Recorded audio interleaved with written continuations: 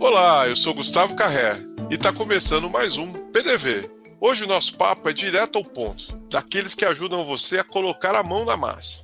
A gente sabe que ter uma boa estratégia de preços e promoções é fundamental para manter a competitividade, atrair clientes e impulsionar as vendas no varejo. Além disso, práticas bem estruturadas de gestão de categorias melhoram a experiência do cliente e alavancam margens.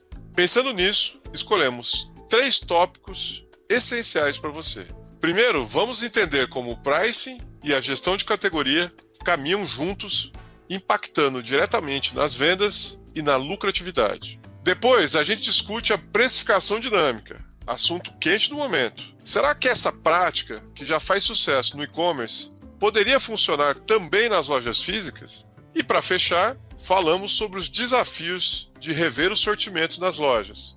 Afinal, como equilibrar as novidades sem perder aqueles clientes fiéis àqueles produtos tradicionais? Nesse episódio, eu e a Fernanda Vasconcelos conversamos com o especialista em gestão e inteligência comercial, Aderson Gomes, que topou dividir a experiência dele para ajudar você nas decisões do dia a dia do varejo. Então, vamos embora para a conversa?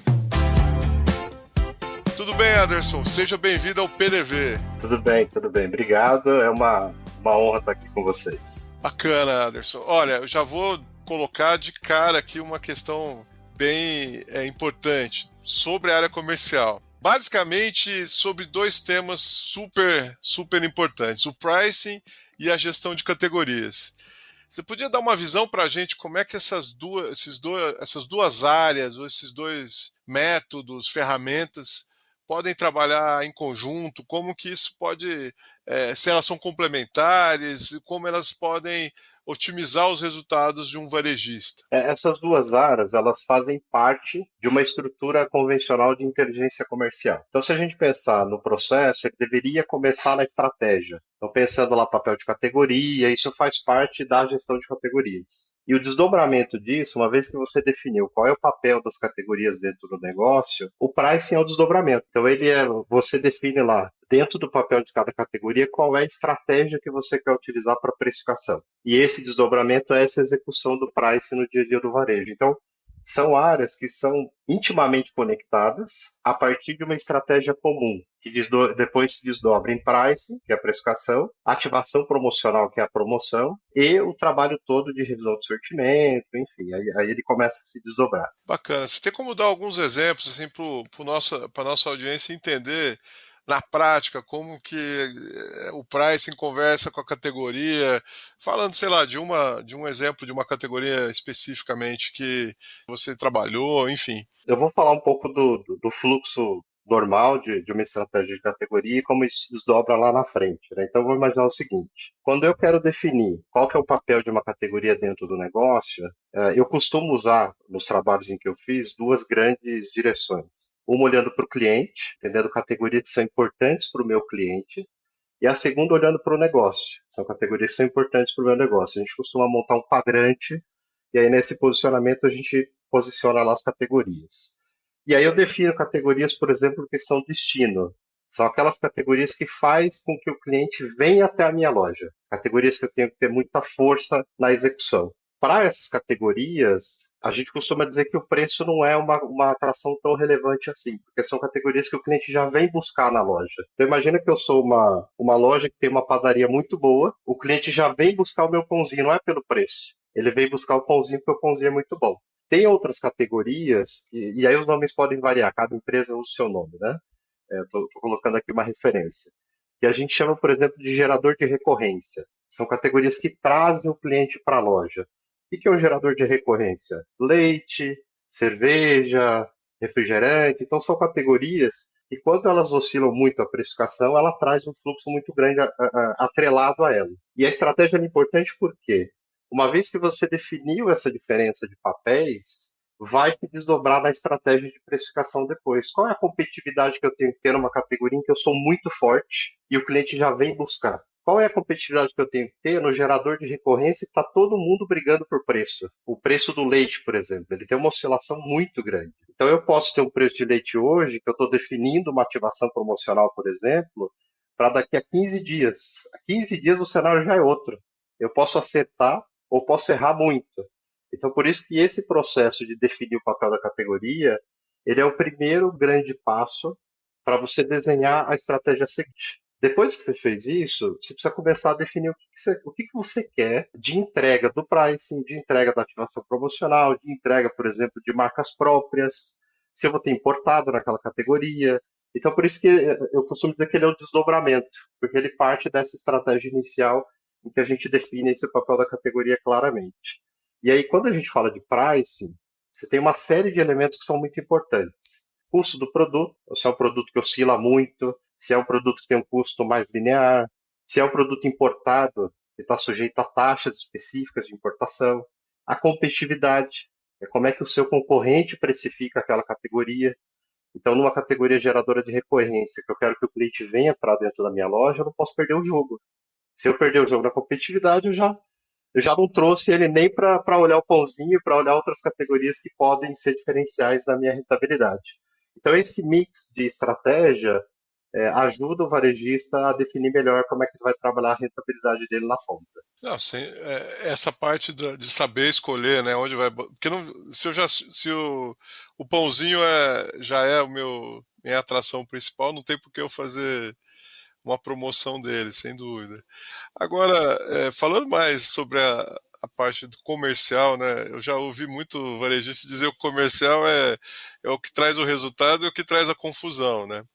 Porque muitas vezes quando você está negociando, aí me colocando no papel ali do cara que está negociando com o fornecedor, né? Muitas vezes você atrela ali uma bonificação, um volume meio que já definindo o preço de venda, né? Então, de alguma maneira, ele dá uma atravessada tanto no GC quanto no posicionamento de preço, né? Porque você está negociando um volume ou um desconto baseado no preço que você vai fazer em gôndola, né? E isso vamos dizer, acaba sendo um desafio administrar ali dentro do dia a dia, não é? Não sei se você passou por esses perrengues assim. Passei algumas vezes, né? No fim do dia, o varejista precisa tomar uma decisão. A gente costuma dizer que o preço precisa estar a serviço do cliente. Porque se o cliente não perceber o preço na loja, ele não vai voltar. E aí qualquer negociação que você faça, a longo prazo não para de pé. Então qual que é a recomendação mais adequada para isso? É ter a área de pricing junto com a área comercial. Toda vez que você vai analisar preço lá na ponta, que você vai analisar competitividade, você precisa passar por esses elementos da negociação e decidir quem que vai pagar a conta. E se você tiver que fazer um preço muito abaixo daquilo que você negociou, ou o varejista vai assumir essa conta, ou ele vai renegociar com essa indústria, porque o mercado mudou, o mercado muda todos os dias. Essa é uma verdade no varejo, a gente não sabe o que vai acontecer de um dia para o outro. Então, essa relação do price com a área comercial tem que ser muito próxima para que esse tipo de situação possa ser gerenciada com mais velocidade. Essa é a minha visão sobre isso.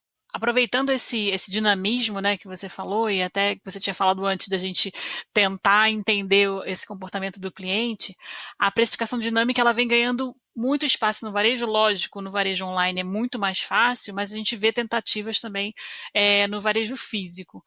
Você pode tentar explicar para a gente, assim, como essa estratégia funciona, a precificação dinâmica, e como que ela está sendo aplicada no e-commerce, em loja física, o que já está fazendo sucesso, se você consegue compartilhar com a gente algum exemplo? Basicamente, a estratégia de precificação dinâmica ela é ter condição de fazer alteração de preço quase que em tempo real. Obviamente que ela precisa estar amarrada numa série de premissas, por isso funciona muito bem no mercado online. Se você entra no mercado online hoje e você monta um carrinho de compra e abandona esse carrinho, pode ser que você receba um cupom de desconto na sequência. Olha, se você retomar o carrinho, tem um cupom de desconto aqui, porque o mercado online tem um volume de dados muito grande que ele captura a cada interação que você faz. Então é mais fácil de você ter esse processo hoje dentro do online e ele está muito mais desenvolvido, não só no varejo, né? O Uber usa, muitas outras empresas usam esse processo de precificação dinâmica no seu dia a dia. Quando a gente fala do varejo físico, eu já tentei também, eu já fiz projetos de precificação dinâmica no varejo. E aí, você tem algumas coisas muito importantes ali. Primeiro, A captura de dados ela é essencial para definir um modelo de precificação dinâmica. Para você saber quem é o cliente que está na loja, em que momento que ele está na loja, quando que a demanda aumenta muito, quando que a demanda reduz muito. Esse é muito importante e fala-se muito sobre isso. Só que tem um outro lado da precificação dinâmica, que é a operação na loja. Se você não tiver uma etiqueta eletrônica, por exemplo, não dá para fazer. O cara não consegue trocar a etiqueta no ponto de venda várias vezes. Você tem que ter etiqueta eletrônica. E aí você pega uma categoria como perecível de peso variável, em que a etiqueta do produto tem que ser colada no produto, tem que ser pesada e colada no preço final do produto. A gente tem legislação sobre isso, o Procon vai atrás. Então, nessa categoria, você já não vai fazer isso tão cedo acontecer. Você tem que dar carga em todas as balanças também. Não, É né? isso. Então... A gente está falando de dar carga nas etiquetas eletrônicas, ok, mas você tem que dar carga na balança e no PDV, né? E fazer a operação trocar na loja. Então, você começa a ter riscos e pensa o seguinte, se a gente falar do básico do varejo, olhar a data de validade, abastecer bem a loja, a gente já tem dificuldade de operacionalizar. Se falar de mão de obra, você tem dificuldade de contratação. Então, a precificação dinâmica, na minha visão hoje, ainda é um pouco distante da realidade do varejo que a gente tem, do varejo que a gente opera hoje. Né? Varejo Fora físico. isso, do varejo físico. E fora isso, a gente tem uma questão do preço da implementação, quanto custa você implementar as etiquetas eletrônicas. Tem muito roubo de etiqueta eletrônica em loja. A manutenção é difícil, quebra na operação. Eu fiz um teste de precificação dinâmica e me deu um prejuízo enorme no final da conta e eu não consegui nem implementar o teste da precificação dinâmica. Então, se a gente pensar na teoria de uma precificação dinâmica, ela é linda. Porque eu vou conseguir reagir rápido a preço concorrente, eu consigo personalizar a oferta, eu consigo reagir a uma demanda muito diferente. Então, ela é funcional e ela deveria ser muito boa para o varejo físico. Mas a implementação disso é muito difícil. Então, hoje eu acredito que ela está muito mais madura no ambiente online. Sob o aspecto de baixar preços, algo mais tranquilo até. O problema é subir preço, né, de maneira dinâmica, né? Porque oferta relâmpago existe desde quando eu entrei numa loja a primeira vez, eu acho que eu ouvi uma oferta relâmpago, né? Que é um instrumento que é possível você até promover de uma maneira mais tecnológica. Hoje você tem a possibilidade de fazer uma locução centralizada, fazer a transmissão da promoção para toda a rede via uma mensagem. Do mesmo jeito que você tem o retail media, a gente fala muito de retail media, as telas, né? Mas você tem o áudio também, que você pode administrar o áudio de todas as lojas do mesmo jeito que você administra uma tela, né? Agora, o duro é subir o preço, né, Anderson? Porque o cliente percebe, né? O cliente percebe. Principalmente aquele cliente que está mais recorrente na loja, que é exatamente o cliente que você quer manter mais. Você quer manter a fidelidade dele, você quer manter a recorrência. Se errar nesse modelo de precificação, é um risco enorme de perder o cliente que está lá no ponto de venda. Por isso que eu acredito muito que a precificação dinâmica para o varejo online ela é um diferencial, porque o cliente está num ambiente isolado, ele não está vendo outros clientes, ele está vendo o preço dele ali, do que no varejo físico. No varejo físico eu acho que ainda tem muita coisa para se pensar sobre precificação dinâmica. Vamos falar um pouquinho sobre outra vertente aí da GC, enfim, de certa forma também impacta na precificação, que é a parte do sortimento, né? Aliás, eu tenho uma amiga que é a Fátima Merlin, já gravei com ela aqui algumas vezes, ela fica louca quando confundem GC com planograma, ela fica puta da vida. Acho que é uma amiga em comum, né? Uma amiga em comum, com toda a razão, né? A Fátima é super criteriosa naquilo que Um beijo para a Fátima aí, amiga de todos aqui. E ouçam o podcast com elas. A gente teve mais de uma vez ela aqui, é só dar uma busca, vocês vão encontrar. E aí a gente está falando aqui especificamente de quais os critérios que você destaca, né, para uma revisão de sortimento. Agora não estamos falando né, sobre o sortimento geral da loja, né? No processo de revisão de sortimento, eu sempre vou voltar para a questão da estratégia, porque assim, se eu quero fazer uma revisão de sortimento com um objetivo muito direto e muito específico, vamos imaginar assim, eu quero reduzir o meu volume de estoque. Então eu já estou partindo da premissa que eu quero reduzir sortimento. Então eu preciso fazer uma boa coleta de dados que me permitam reduzir sortimento sem risco de perder o cliente. O que eu costumo fazer quando a gente fala de revisão de sortimento? Eu considero 3 universos muito importantes de dados. O universo do dado de performance dos produtos, então venda, margem, os próprios dados de estoque, enfim, esses dados gerais de performance. Os dados de mercado, para saber se aquele item é importante naquele mercado, se é importante para a categoria. E um terceiro universo que é um pouco mais difícil, porque ele é mais refinado, que são os dados de cliente, são os dados de consumo. Eu olhar para aquela informação de consumo, porque tem muito varejista que tem muito dado aprofundado de cliente e precisa usar isso no processo de revisão de sortimento. Você imagina que eu já fiz revisão de sortimento em que eu consegui analisar claramente qual era o risco de perder clientes muito importantes se eu tirasse determinado produto. Então isso facilitava a escolha. Eu falava, bom, aqui eu tenho um risco grande de perder cliente, e a gente sabe que o famoso CAC, aí, o custo de aquisição de cliente por varejo, é muito alto, e perder cliente também tem um custo muito alto. Então a gente precisa olhar para isso com um pouco mais de cuidado quando a gente fala de sortimento. Por isso que eu falo, tem que partir da premissa inicial. O que você quer fazer? Para que você está fazendo a revisão de sortimento? Assim, ouvindo até, vamos dizer assim, compradoras profissionais, tipo a minha mãe, minha tias, né, sabe? Essas são as compradoras mais profissionais que eu conheço, compraram a vida toda e eu ouço às vezes elas comentando de lojas ou de redes novas, né? E é super curioso, porque eu ouço muito assim, o preço é bom, mas não tem o que eu procuro, não tem o que eu gosto, né? E eu acho que passa por isso que você está dizendo, né? Assim, no caso, né, especificamente dessa, por ser uma rede nova, talvez não conheça tão bem aquele público que está atendendo, e essa pessoa, por exemplo, no exemplo da compradora recorrente, quer dizer, ela está acostumada a determinadas marcas, né? E ao mudar de loja, ela não encontra aquela marca e aí ela é obrigada a voltar naquela loja. Então, ela vai ter duas jornadas de compra para resolver o que ela resolvia em uma só. Mesmo que essa jornada, eventualmente, que ela substituiu, seja mais barata, né?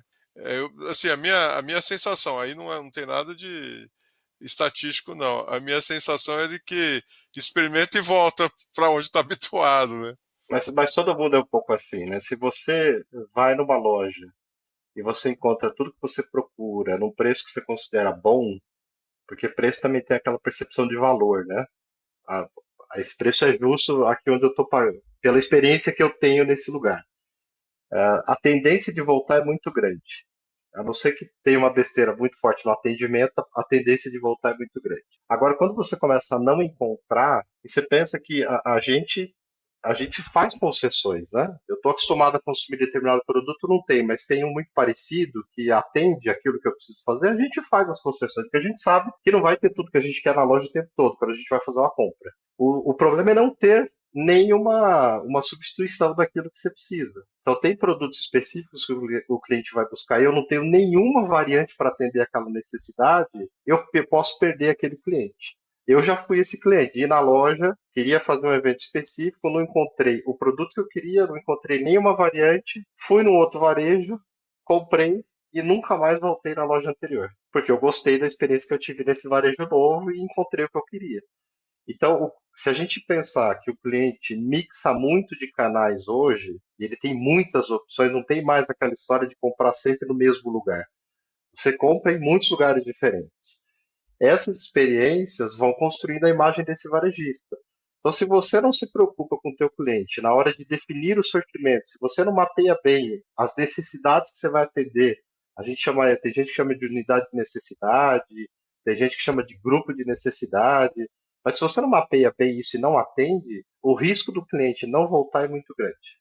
Historicamente, o que eu vejo, assim, né, isso ainda há mais tempo, né, de falar como consultor lá no começo da minha carreira, fiquei um bom tempo trabalhando como consultor, falando com varejistas, né, é muito difícil tirar um produto da gôndola, né. Talvez é quase como expulsar um filho de casa, assim, né, e eu vejo que ele tem muita dificuldade, ele se apega, né. E eu acho que você que tem experiência nisso, né, assim, você precisa justificar muito bem para o varejista aceitar tirar. Adicionar é difícil, sem dúvida, mas eu acho que tirar é mais difícil do que adicionar, por incrível que pareça, assim, né? Tem uma coisa que você falou logo no começo, que tem negociação associada no preço, tem um contexto de negociação tão complexo para o varejista. Tem fornecedores que têm papéis diferentes para aquele varejista, né? Tem um fornecedor que ele faz o complemento de sortimento, tem um fornecedor que ele faz o volume do cara. E aí ele é muito importante na hora de fechar resultado, porque tem aí questões de bonificação, tem outras coisas que entram no jogo. E quando você vai para uma análise, se a gente imaginar o volume de dados que tem no varejo hoje e as respostas que eles trazem para você tirar algum produto, isso não está no dado. Isso está na negociação do comercial direto com o fornecedor. Pode até estar no dado se o produto for bom e ele tiver uma boa performance. Agora, se ele não é tão bom, não tem uma boa performance, mas ele está no contrato de uma indústria que te entrega muito, como é que você tira esse produto dali? Como é que você tira esse sortimento ali? Então, por isso que fala-se tanto do gerenciamento por categorias, porque quando você pensa no projeto de gerenciamento por categorias e que você faz uma colaboração de varejo e indústria, você olha para a categoria de um jeito diferente, você isola aquele universo, entende o que você quer daquela categoria e trata ela de um jeito diferente. E aí a própria indústria, que normalmente são as indústrias mais fortes, que estão mais evoluídas no processo de gerenciamento por categorias, ela acaba abrindo mão, porque ela entende que você está fazendo um processo construtivo, um processo que tem um olhar para o cliente de um jeito diferente. Então é muito difícil, o comercial tem uma paixão pelos produtos, mas é porque isso está num contexto de negociação dele, né? Se a gente se coloca no papel dele, nesse contexto de negociação, talvez eu tivesse a mesma reação para tirar um produto da linha, porque é um contexto que eu estou vivendo lá com os meus fornecedores no dia a dia. Sim, faz toda a diferença. Aderson, um exercício agora de futurologia um pouquinho aqui para gente. A gente vê assim avanço de novas tecnologias, IA, que está muito sendo debatido muito agora, Big Data. Como é que você enxerga o futuro da gestão de categorias no varejo diante desse cenário? Assim? E se tiver algum exemplo, alguma coisa que estão sendo utilizadas para melhorar a lucratividade, que é o que todo mundo quer, né? Melhorar a lucratividade sem necessariamente precisar aumentar o preço para não ter risco de afetar o cliente lá na ponta. Hoje, se a gente observar o que as IAs são capazes de fazer, com o volume de dados que elas são capazes de processar, a gente vai ter condição de ter respostas muito mais precisas. E talvez num ciclo muito menor e com. A gente fala muito no varejo de voltar ao básico, de fazer o básico bem feito. Isso é uma verdade, todo varejo fala muito sobre isso. Mas a gente não pode desconsiderar a importância do dado que a gente tem na mão. A IA, ela vai nos ajudar a ter análises mais rápidas, que esse é um grande problema de um processo hoje de gerenciamento de categorias. Quando você começa um processo de GC, você pensar nos passos do gerenciamento de categorias, leva muito tempo até todo mundo chegar no consenso, analisar todos os dados, entender o que vai ser feito na categoria, então leva-se muito tempo. Eu acredito muito que a IA vai reduzir esse tempo para que as coisas aconteçam e vai trazer respostas melhores. E aí, respostas com análises melhores. Quais são os cuidados que a gente tem que tomar quando a gente fala de IA? Os vieses da própria tecnologia. Então, como é que eu estou manipulando essa tecnologia? Como é que eu estou trabalhando com essa informação? Então, a gente precisa também, do outro lado, preparar melhor os profissionais que vão trabalhar com os dados para ir eliminando os vieses que a tecnologia vai trazer para dentro desse negócio e potencializar o uso da IA. Se a gente pensar que hoje tem ferramentas de deep learning, você joga os dados brutos lá e ela entende o contexto, ela faz análises aprofundadas, tem muito poder na mão. Só que isso também não é barato. Também o varejo não consegue implementar isso de qualquer maneira. Então eu acredito que tem um longo caminho pela frente. A IA ainda é uma evolução que vai ser exponencial nos próximos anos. A gente tem visto isso em todos os lugares. E a gestão de Volta, né? categorias Veio para ficar, não tem volta.